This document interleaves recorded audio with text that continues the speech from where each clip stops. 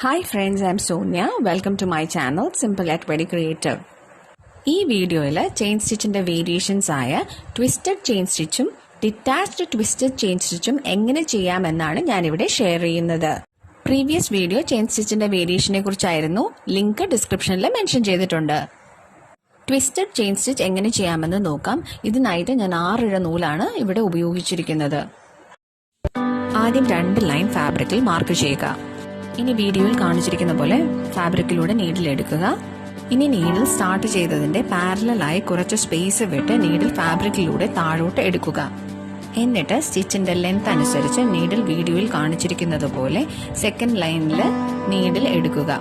ഇനി thread cross ആയി നീഡിലൂടെ മുകളിലൂടെ റാപ്പ് ചെയ്ത് നീഡിലിനെ പുഷ് ചെയ്യുക.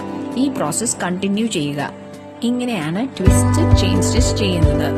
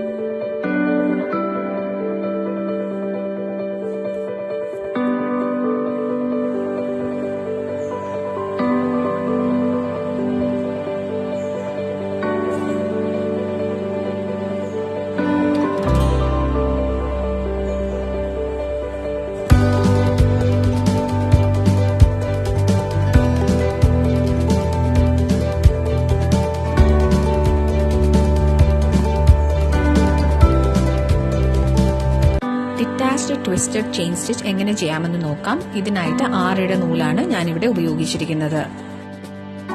ആദ്യം നീഡിൽ ഫാബ്രിക്കിലൂടെ എടുക്കുക.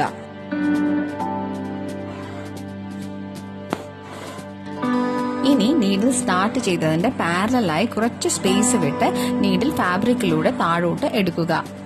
സ്റ്റിച്ചിന്റെ ലെങ്ത് അനുസരിച്ച് നീഡിൽ വീഡിയോയിൽ കാണിച്ചിരിക്കുന്നത് പോലെ എടുക്കുക.